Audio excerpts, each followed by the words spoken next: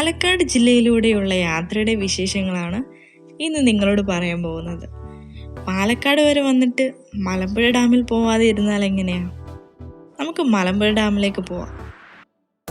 ഭാരതപ്പുഴയുടെ പോഷക നദിയായ കൽപ്പാത്തിപ്പുഴയുടെ ഒരു കൈവഴിയാണ് മലമ്പുഴ നദി. 1949 മാർച്ച് പൊതുമരാമത്ത് മന്ത്രിയായിരുന്ന ഭക്തവത്സലമാണ് ഈ നിർമ്മാണത്തിന് തുടക്കം കുറിച്ചത്. 1955 ഒക്ടോബർ 9 മദ്രാസ് മുഖ്യമന്ത്രിയായിരുന്ന കെ കാമരാജാണ് ഇനാഗുറേറ്റ് ചെയ്തത്. അന്ന് കേരളം എന്ന സ്റ്റേറ്റ് ഫോം ചെയ്തിട്ടുണ്ടായിരുന്നില്ല. അതിനുശേഷമാണ് കേരളം എന്ന സംസ്ഥാനം ഉണ്ടായതും പിന്നീട് പാലക്കാട് കേരളത്തിന്റെ ഭാഗമായി മാറിയതും.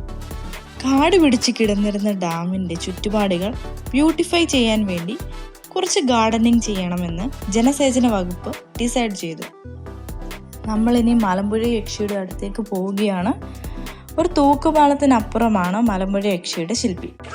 നമ്മളിപ്പോൾ മലമ്പുഴ ഡാമിൽ മലമ്പുഴ യക്ഷിയൊക്കെ വന്നിരിക്കുകയാണ്. മലമ്പുഴ ഡാം എന്ന് കേൾക്കുമ്പോൾ ആദ്യം നമ്മുടെ മനസ്സിൽ ഓടിയെത്തുന്ന ആള് ഉറപ്പായിട്ടും മലമ്പുഴ യക്ഷിയായിരിക്കും. മലമ്പുഴ യക്ഷിയെ കാണാണ്ട് നമുക്ക് മലമ്പുഴ ഡാമിൽ പോകാൻ പറ്റില്ല. ഒരു കൺസ്ട്രക്ഷൻ കംപ്ലീറ്റ് ആയതിനു ശേഷം അധികം ആളുകളൊന്നും ഈ ഡാം കാണാൻ വരുന്നുണ്ടായിരുന്നു. അപ്പോൾ ഇവിടുത്തെ ജലസേചന വകുപ്പ് ഒരു തീരുമാനം എടുത്തു, കുറച്ചും കൂടെ ബ്യൂട്ടിഫൈ ചെയ്യാം, എങ്ങനെ ആളുകളെ അട്രാക്റ്റ് ചെയ്യാം എന്നുള്ളതിനെ പറ്റി ഇങ്ങനെ ഡിസ്കസ് ചെയ്തുകൊണ്ടിരുന്നപ്പോഴാണ് എന്തെങ്കിലും ഒരു ഗാർഡനിങ് ഒക്കെ ചെയ്യാമെന്ന് അവർ തീരുമാനിച്ചു. പിന്നീട് ഗാർഡനിങ് മാത്രം പോരാ, എന്തെങ്കിലും ഒരു ശില്പം ഉണ്ടാക്കാമെന്നവർ തീരുമാനിച്ചു. അപ്പോൾ ആദ്യം അവരുടെ മനസ്സിലേക്ക് ഓടിയെത്തിയത് കാനായി കുഞ്ഞിരാമനാണ്. നഗ്നയായ യക്ഷിയുടെ രൂപം നിർമ്മിക്കുന്നതിൻ്റെ പേരിൽ ആളുകൾ അദ്ദേഹത്തെ മർദ്ദിക്കുകയും പാതി വഴിയിൽ പണി ഉപേക്ഷിക്കേണ്ടി വരികയും ചെയ്തു. പിന്നീട് റിക്വസ്റ്റ് ചെയ്തിട്ടാണ് ബാക്കി പണികൾ പൂർത്തിയാക്കിയത്. അങ്ങനെ 1967 നമ്മുടെ മലമ്പുഴ യക്ഷി രൂപം കൊണ്ടത്. അപ്പോൾ നമുക്ക് യക്ഷിയെ കണ്ടാലോ?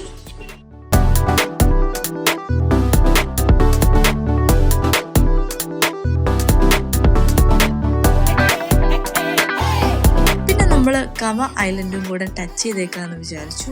വഴി അധികം അറിയാത്തത് കൊണ്ട് ഇടയ്ക്ക് ചോദിച്ചാണ് കേട്ടോ പോയത്. നമ്മളുടെ ഒടിയൻ മൂവിയൊക്കെ ഷൂട്ട് ചെയ്ത പ്ലേസ് ആണ്. നല്ല ചിൽ വൈബാണ്.